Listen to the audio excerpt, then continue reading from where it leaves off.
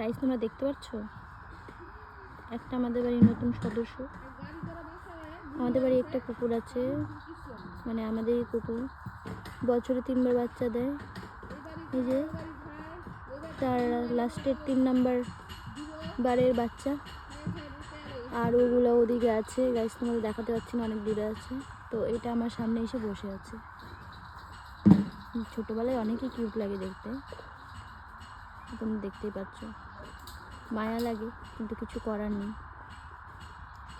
মার দিয়ে অল্প রাখতে হয়, কারণ ছোট বাচ্চা, আমার ছোট বোনও আছে, কোনো সময় কামড় লেগে যাবে, তাই তবুও অল্প অল্প মারি, বেশি জোরে মারি না। মায়া লাগে দেখলে মুখটা। তো গাইস তোমরা ফলো করে দিও, যদি ভিডিওটা ভালো লাগে লাইক কমেন্ট শেয়ার করো।